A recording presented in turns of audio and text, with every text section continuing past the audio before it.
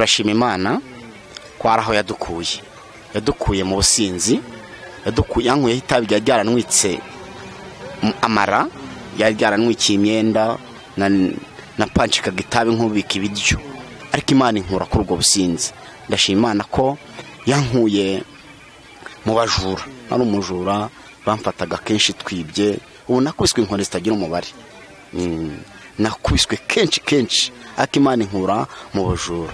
Nari umuyobozi w'ibirara, ariko undi umuyobozi wa korari. Nabikiraga ibijura, nkamenya ngo baranywa iki, baranywa itabi bakuye, baranywa inzoga bakuye, akabari tunyweramo nakahe, urumogi turi bunywe nuri bwoko ki, umusongo urabungana ute, urahaza abantu bangana iki, ariko bararuringa gute, bararucoma gute. Ninge no mucomayi ko nafite urwara rurerure byemerewe. Iyo umucomayi ufite inzara zabigenewe, nkamenya ngo ndagucoma gute, kuko ufite inzara zifite amasantimetero byigenewe, kuko hari ahantu urwara rwawe ruba rwemeye kugera rugatsindagira itabi mu imeci cyangwa se mu gipondo, ukamenya ngo aho hantu niho uri bwinjizemo neza urwo rumogi. Nari umucomani rero, nari umucomani, nari umunike, ariko ubu ndamenya ngo umurimo w'Imana uteye uti, iki cyumweru uforomye uti, uku kwezi guforomye gute, nkamenya gukora bije y'umwaka nkoreye korari. Aho niho ngeze, ni naho ndumva ndi umuntu ukomeye mu Mana, kandi ndakomeje nta guhagarara, nta mupaka, ubu ndakomeje gukora ibyiza, kandi niko turi kubwiriza n'abapagani ngo bakomeze gukizwa, bave mu businzi, bave mu burara. Ndashima Imana n'abanyarwanda bansengeye, hari n'ababigizemo uruhare mu kugira ngo nkizwe. Hari abantu bashiki banjye bansengeye bo kwa data wacu abo tuvindimwe, hari abandi bagiye bansengera, ariko ndashima Imana ko yabumviye. Murakoze bakoze Iyobokamana TV. Iki kiganiro kirakomeye cyane, kirimo ivuga butumwa rikomeye, kurikira nawe ntucikwe.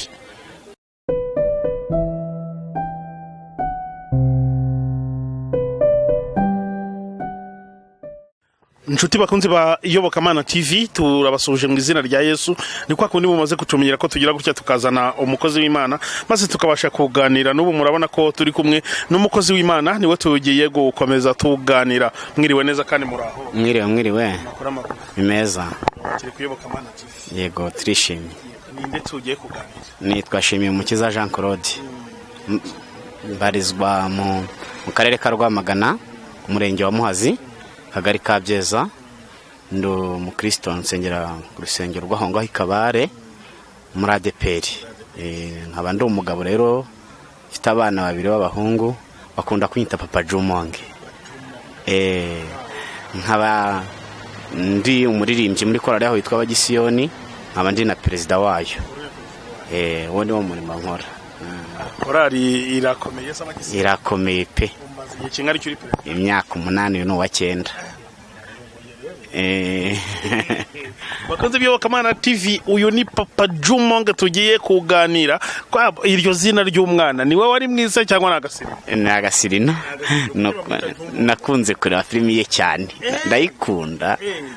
Nako nakunze kuba mu buzima bw'ubumayibobo, mu burara, nkajya ndeba amafilimi cyane. Mbona iyo filimi mbona ni nziza, mbona Jumongo kunarwanirira umuryango, bituma nanjye musirina umwana wanjye.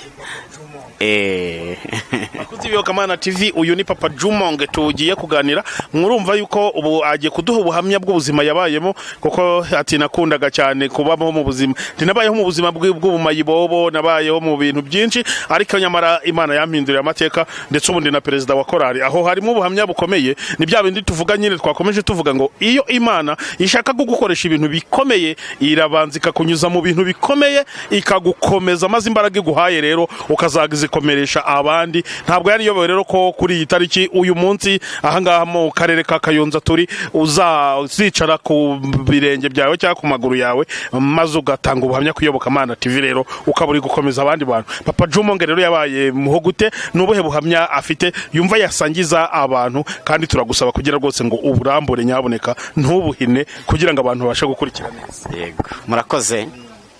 Nyuma ya jenoside nari umwana muto cyane, ufite imyaka 7 cyangwa se mu 8, aho nagiye kwa mbona nsigaye njyenyine nta muryango. Cyo kora mfite mushiki wanjye Kigali, mukurikirayo ngeze yo nsanga ubuzima bwamubereye nawe bubi, mbona atashoboye kuntunga, mbaho mu buryo bwo kwirera ndi i Kigali, ariko nkagaruka no mu cyaro uko ngenda nca ubwenge, ngera mu myaka 12 nangira kwiga ubuzima bwo kunywa itabi, nkaba mu barara, nkaba mu bana bicara ku muhanda bikorera imizigo, muri baraba ku muhanda bategera abantu. Nakundaga gukora ubuzima bubi cyane, nkaba mu basinzi, nkaba mu bana bitabi banywa kore, nanjye birangira nangiye kuba ikirara, mbikirara, ubuzima bumbera bubi. Mbega ntago nari mfite umbwira ngo va ujye mu ishuri, ntago nari mfite umbwira ngo reka uyu mwana tumucyure. Nangira kunywa itabi mfite imyaka 14 15 mbibamo kugeza ngeze imyaka igeze muri 18 nyinywa itabi. Nanyweye urumogi, nanyweye inore, nanyweye semu, nanyweye itabi gitwaga perezida icyo gihe, nanyweye kore. Twagiye mu marigara menshi, nari muniga, nabaye mu rasta, nabayeho mu buzima bw'umuhanda, twaribaga na venegi Kigali ntazi, nubwo ndi mu cyaro niho iwacu niho kavukire, nta venegi Kigali nazi aho hose, zazini aho bitaho muri korodori, ukazamuka ukagera za Kicukiro, aho hose ntariraga umwanda. Twabaye mu buzima bubi rero burankaranga. Nanyweye ibimogi bitandukanye, Nyagisenyi ndaruzi, Kongomani ndaruzi, imogi nazo ziba mwamo zigira amoko kubera ubutaka, nkuko bavuga ibirayi bya Ruhengeri biraryoha, iby'Irwamagana nabyo biraryoha. Bavugaga ruryoha se n'ururyoha, mbega rukakumena neza, n'urw'igisenyi, n'urw'igisenyi, ariko nanone n'urw'ikabarondo rukaryoha kubera ubutaka bwaho bw'umutuku.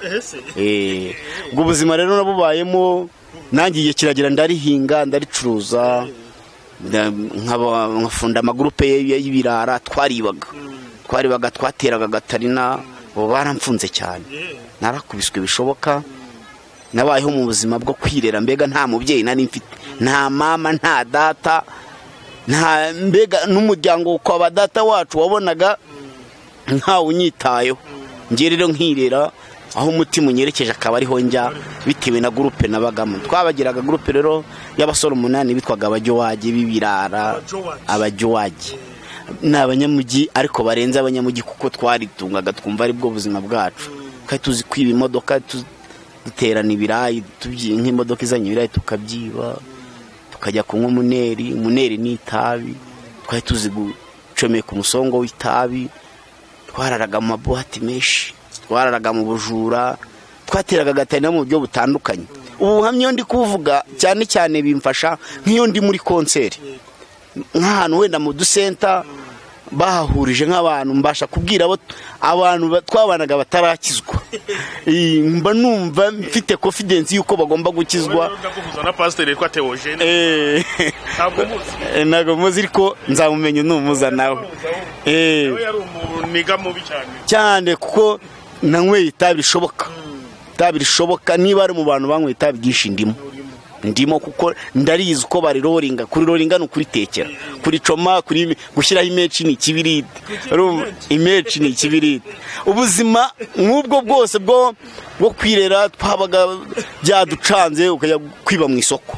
Niba Gakiruhura hariya Nyabugogo hakiri isoko, niho twari dufite akagurupe kacu Nyabugogo. Twajyaga tujya nko mu Gatenga, tukajya kwigitera makofi kugira ngo niba dufata twibye twikingire.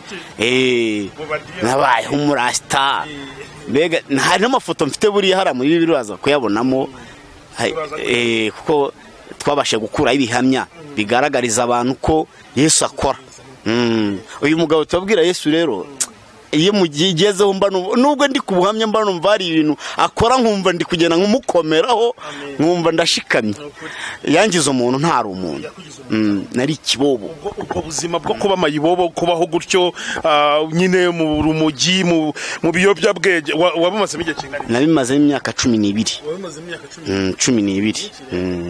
Numva ko nta vene ntazi, nta nzoga ntazi, umva twebwe twanyweye ikigage, twanyweye ibiyoga by'amoko yose, hari hacyaduka bicifu warage, hari hacyaduka bya kanyanga bifite imbaraga, kuko iki gihe nta n'uwadufataga ku mirenge baradufanga twasize n'ibyo tabi, hari hakiri habitwa abaopije rero ntago babyitagaho abo ku mirenge abitize nterime Toyogene yambwiye mwabitaga niba ngari abakimama ngaba terime nyine y'ibirara ubundi ni abakafiri, twabitaga abakafiri twebwe abakafiri badasiramuye kuko rimwe na rimwe bakuzanagaho ibintu bidahuye, rimwe na rimwe bakadufata twasinze tukirarira mbega tukaritekera tukajya kubirataho nko no mu muhanda kugira tubereke ko twapofotse. Gupofuka rero kuba wasinze wahaye byatari, mbega twabayeho mu buzima, kuko njyewe navaga ikabare nkaza nzanye nk'urumogi, nafunze nakunze gukorera Kigali, nkakorera inaha, nkaza nkarangura ibitoki, nkarangura imyumbati, nkarangura ibijumba, nkarangura imitobe, nkajyana Kiruhura, ya mitobe njyanye nkagarukana nafunze urumogi mu majerekani, nkaza nkagurisha inani, nafunze indi groupe ikorera hano hariya ku mazi, ngene twegereye amazi, kariho turinywera tukararamo mu mafamu twasinze, tukiba amahene byaducangaga. Hari ubwo i Kigali batwirukankanaga nk'umunsi wose, riko defense zikadufata umunsi wose, wacika ugacikira mu cyaro, wava mu cyaro ukanywa itabi, tukarihinga rero tukarinywa nta kibazo, tukaryanika, banaduhiga tukacika ngo tukajya kundi musozi. Mbega twari dufite amagurupe menshi, cyakora ndashima Imana yankuye muri ayo magurupe. Mu bahungu twese twarisangiye ni ngewe wavuye mu ndakizwa, cyo harimo na mugenzi wanjye wabiretse, abandi baranafunze, hari abari insinda nka 3 nzi bafunze imyaka igeze muri 20 bazira guhinga itabi bazakuricuruza. Njye naracuruzaga rero, tukiba mu mavena atandukanye, twigeze kwiba Kimisagara, twibaga henshi nako twari tuzi ntunda yo gucyuma Imana hinduye amateka. Narindagakara n'akantu katagira ibara gafite umusatsi, narasongoye inzara, kuko iyo nkwitabi ubuzikuriroringa neza ukarishyira mu imeci mu gipondo, ireje ni igipondo. Ubu nanzi kuvanga amatabi cyane, nkamenya kuvanga intore, nkamenya kuvanga imara, esemu, poromiye, nkabivangamo n'igikamba, nkashyiramo n'urumogi rusanzwe, ukaba ari bwo wujuje umusongo w'abarara. Nari umurara n'umuyobozi w'abarana n'ababikiraga muri Kigali.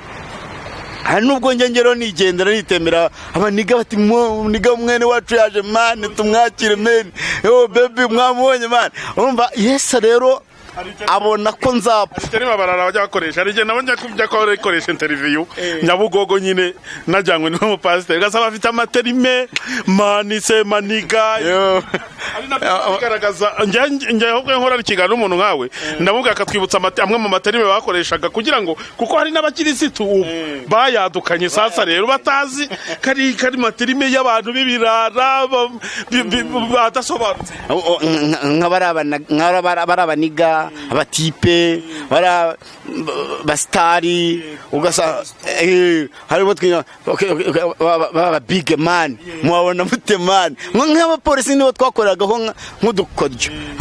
Arabakafiri man baje kudufata man, mubarebere mu cyumviriza man, murebe murekeri rero ni kwa kuna abafundi bareba murekeri, ahubwo ukamurebera kure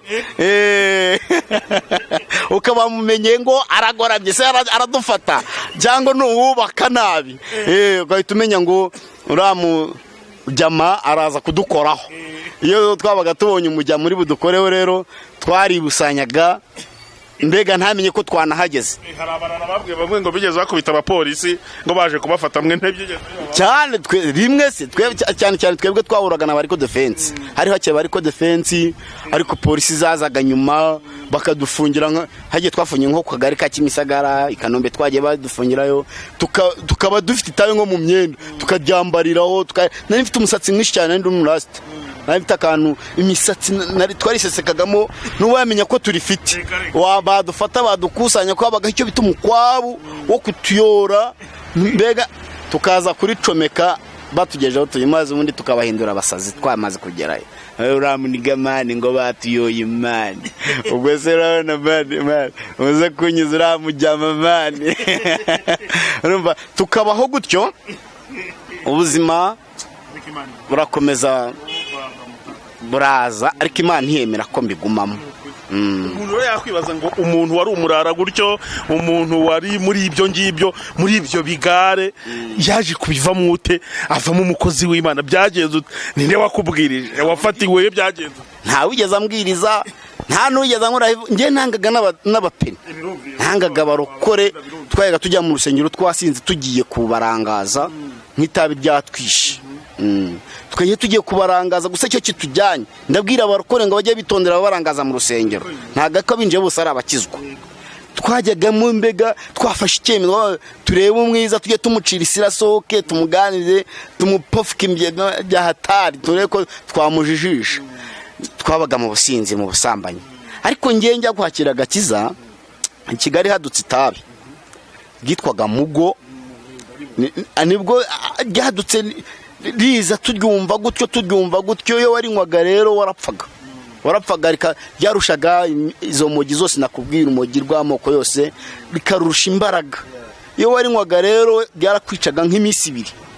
Ngewe rero nararinywera 7 kamara, ariko ubwo gukora kw'Imana kwari kwageze gukora kw'Imana yari yatangiye kunshaka. Rigeze mu mubiri wanjye riragenda 7 kamara. Rinwitse amara, ntangira kwibwa, nkumva nta kintu kibaho kiri wumvure. Cyokora abaniga bo bakanzanira itabi, wenda ndakira. Akari ryo banzanira amara bakakuzana umuti w'itabi. Iminsi 3 ishira ntarakira, kandi ndibwa ngongera no kutarya, kwirwa tunywa amatabi tuzenguruka. Ni bande bari Kimisagara, ni bande bari mu Gatenga, ni bande bari Kicukiro, ni bande bari mu biryo, ahantu hose ntago twarya, nta kanya kurya twabonaga. Ryo ryangezeho rero rirahanwe ikamara. Ndagongera umunsi wa mbere, uwa kabiri, umunsi wa gatatu. Abaniga babuze ko bangira bati reka ducyure umujyama atahi wabo mu cyaro. Banyohereza mu cyaro, bamfunyikira duke nari mfite, bama bike mbega mu byo bari bafite ibindi cyo kora, barabisigarana. Ndaza cyane ngeze no mu cyaro nsanga abo nafonze nabo baranigirije. Ariko ubwo gukora kw'Imana kwari kwageze. Barangije itambigeze mu cyaro, uko nakarinyweye rikomeza kunyotsa mu nda. Sinabonye agahenge mu nda, harandyaga cyane. Nawe urumva amara. Igihe kigeze ngiye kumva byari kwa gatandatu nka 2:00, umudiyakoni ncaho iwacu ati tujye gusenga. Nireka reka, ariko yari umuturanya yarege kundibwa, ataba abantu nyamara nkubwira ngo tujye gusengeramo, bagusengera ugakizwa. Numva ni bidashoboka. Akimara kuva aho ngaho rero ntabwo nahise numva ko najya gusenga, ahubwo yarahavuye wagira ngo aransigiye Imana. Ndaryama uwo munsi, ndasinzira ndaheza. Ngiye kubona mbona abagabo 3 mu nzozi bameze nk'abadogiteri. Umwe afite igitabo, undi afite inkota, undi afite bike. Giko mbona baraje, umwe arankandagiye, undi atangiye kumbaza. Uw'inkota najya guhakana nkabona agiye kumbaga. Nahe ndavuga arambaza uzongera kunywa itabi. Natekereza kuntu ndikunda, natekereza kuntu ndaye nariboye. No nkumva ni ikidashoboka kuri njye. Arangije nawe nkabona agiye kumbaga umutwe mu nzozi. Ndangije navuga ntabwo nzongera, ntabwo nzongera. Twigaga gukinga inkota, twigaga iteramakofe, twigaga imigeri, ingumi zityaye witabara nyine. Narajyaga gukinga nkabona inkota y'uwo muntu, nkabona indenzeho, nkabona irenzeza imwe z'abasamurayi niba ujya ureba filime. Igihe kibaho ngaho rero muri izo nzozi baratangiye barambaza uzongera kunywa urumogi. Oya, nihoya ntabwo nzongera. Nkabona agiye kunema, nihoya ntabwo nzongera. Mbabarira nkatakamba. Kumva uko mbivuga uwo mu gitabo ari kwandika. Abibara ati iki ntazongera, uzongera kujya mu busambanyi. Ko twajyaga tujya nko mu kabari, mu kabari karimo indaya, twibye wenda nko mu nzu irimo televiziyo, intebe, tukabatera catch, tukabisohora, tukabipakira imodoka, tukarukira mu mujyi tukabiteza. Tukabona yo kujya mu kabari mu kabari habaga harimo indaya, tukagura indaya, tukabwira nk'uri mu kabari babarira ibintu byawe byose, uzaze mu gitondo ejo n'indayo bariremo. Twahaye nyine umva ko nta kintu Yesu mbega yatankuyeho. Igihe kigeze yankota rero angera ku by'indaya, angera ku by'urumogi, kwitabi rero ambwira ati ngo natinze kurireka kuko nakundaga iseni byo bite semu. Ubu twariguraga riri kuri veno, barigura bari kuri gura senkani, bari bo barabahenda iryoshye, bari twarimazemo. Mbaho ngaho muri iryo joro mbona nta kindi nukumbaga, namwe ndariretse rwose kuya munyice kuko yaranecingagaho inkota nkumva arantoboye mu nzozi. Ngeze aho ndabiretse rwose ntago nzongera, ubu nibwo bwa nyuma ngiye kubona mbona ntuzongera, ati sinzongera, ati sinyira ibyo wavuze. Ubu ndaha narasinye cyokora hari abatarasinye ariko bura bazasinya amaherezo, bazasinya. Ubu ndaha narasinye ko ntazongera kunywa itabi, sinzongera kunywa urumogi, sinzongera kunywa inzoga. Twanywaga inzoga bugacya turi mu kabari tubyina nk'indirimbo ya Bobo, za reggae, za rakidubi, bugacya twasinzire mu kabari badukoroperaho bigezaho ibirenge ngo bakore amasuku, twaraye mu kabari. Yesu angirira neza. Iryo joro ryari kwa gatandatu ninjoro, bucya mu gitondo numva ko ngomba kujya gusenga. Ngezeyo masanga umukozi w'Imana wavuye i Kigali, ubwo ni mu cyaro, witwaga Midaridi w'Iremera, nawe wabaye mu buzima nk'ubwanjye. Yavuga ibintu nkumva ninjye yabwira, yavuga ibintu nkumva ninjye yabwira, ati fata icyemezo tugusengere. Nguko nakira agakiza muri icyo cyumweru, masanga uwo mukozi w'Imana nyine nko nabivugaga aransengera. Ubwo nakira agakiza mpita mfonda korari, twakirijwe abantu benshi, babonye insore zabonye ko nyijijwe n'ibindi bisore by'ibirara, bamwe barahankurikira n'abandi bantu benshi. Ngendana n'urubyiruko rwinshi ko nahinyira umusore. Wowe ni wenda mwibyo birara nta byakubwiraga Pastor Theogene yaramwe ngo umunsi yakiraga kiza ngo baramubwira ngo Babylon ngo zakurambitseho ibiganza mani. Wowe njewe banzaniraga itabi mu rugo, kuko narinze njya kubatizwa numva itabi nkishaka kunywa, ko bararinzaniraga bakarinzanira bati uhangane bura wayobye, wicika groupe abanigo basigenda. Nari umuyobozi wabo, ndi umubitsi wabo. Ninjye wamenyaga ngo itabi ryashize, amafaranga y'itabi ntayahari, nkamenya ngo turarivumba kwande, narijera kuko naranacuruzaga nabaga mfite n'amafaranga. Ubwo rero nakiraga kiza, igihe kiragera ndinda mbatizwa. Kubatizwa byabaye nk'umunsi mukuru, nawe urabyumva. Mbere ubwo korari twazanye n'abasore bo muri quartier dufonde iyo korari iritangira kurimba itaranabatizwa, batwemerera twitwa korari abagisiyoni ho tumariye kubatizwa. Nanjye ubwo ndi umuyobozi. Imyaka 8 ishize njya gusingira wa 9. Uko nari umuyobozi w'irara, uko nari nzi gushaka amafaranga yo banywera, uko nari nzi gushaka amafaranga y'itabi runaka rihenze, ubu niko nshaka muzika, niko dushaka ama uniform, terambere rya korari, ivene byose rishoboka ngo amafaranga, kuko nari nzi kwiba, ni nako nzi gushakisha umurimo w'Imana. Ntago wambwira ngo 10,000 byabuze muri korari, ntiwambwira ngo twabuze ngo twatangiye nta byuma dufite ko kugeza ku byuma bya miliyoni 2 zirenga, n'ama uniform 2. Urumva ko iby'Imana yagiye inkorera ni byinshi. Rero mu buzima nagiye ncamo bwose, nshima Imana. N'abayobozi ntibahwemaga, abiwacu barankubitaga, baramfungaga, duciye amafaranga iwacu. Mbega ntago nakubwira ngo nta kintu ntakozeho, ubuzima bwose nabugezeho. Ubu nkunda kubwiriza rero, nk'iyo turi muri konseri no mu rusengero ntanga ubuhamya, ariko cyane nk'iyo ngeze nk'ahantu hari konseri bateguye, nkavuga ni reka nze mbwiriza ibirara, mbwiriza abasinzi, ubu twebwe twanywaga inzoga ziryoshye za Uganda warajya zifunitse za chifu, ubu barimo barankwa dunda ubwonko.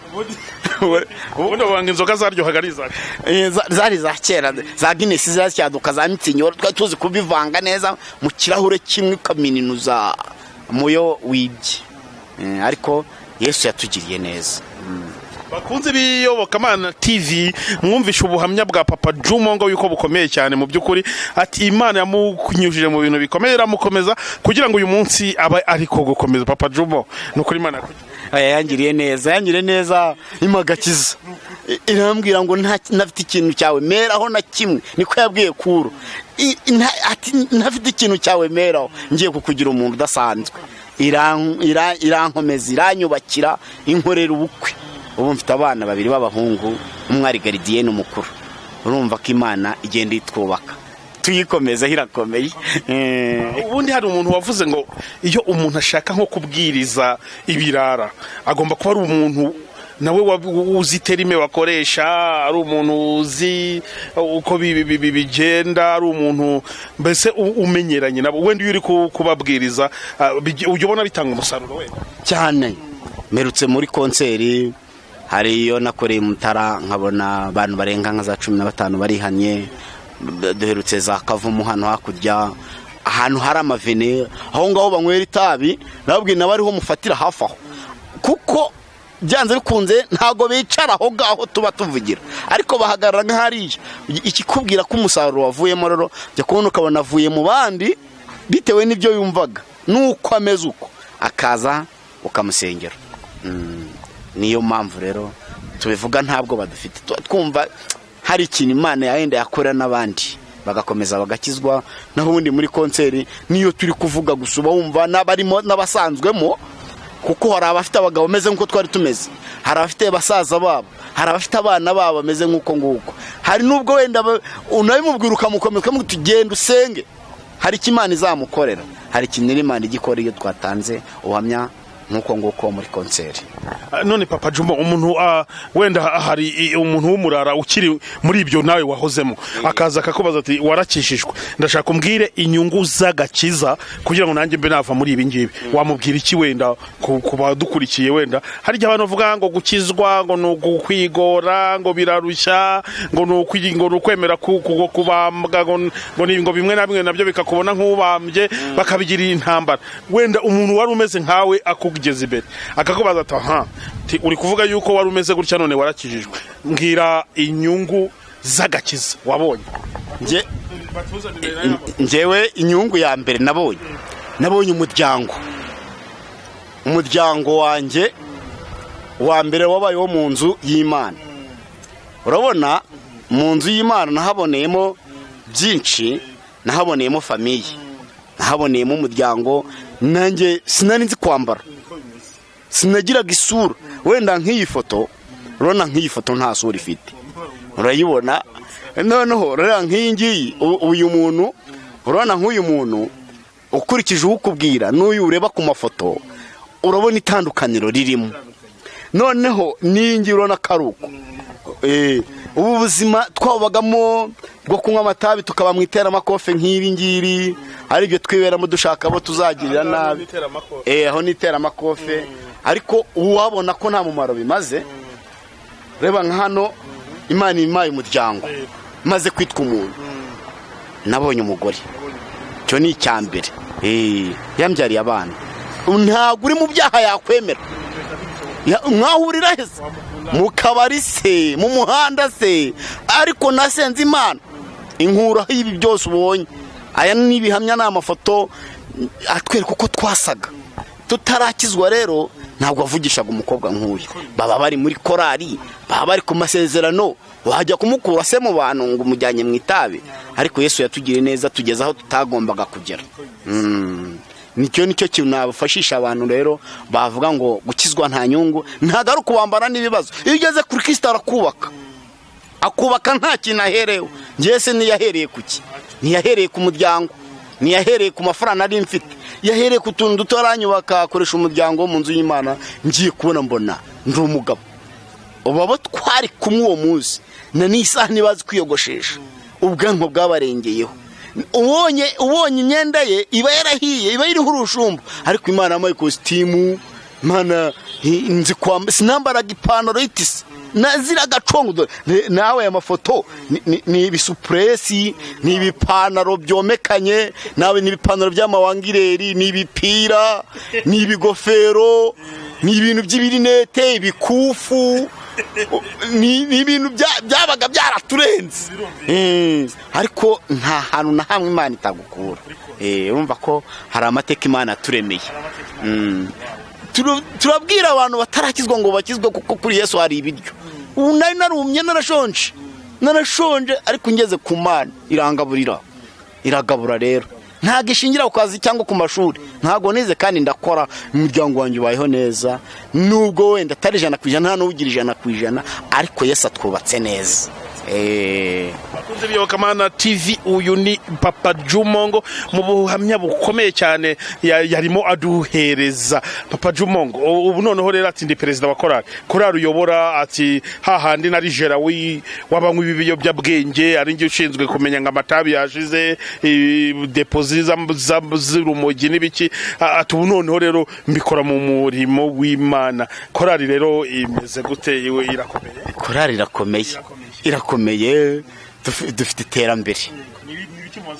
Ubu tumaze kugera ku mabafure 3, tumaze kugera kuri seti nziza, tumaze kugera ku makibe za mikrofone, dufite uniform 2, turahinga tugahinga ibigori by'umwuga.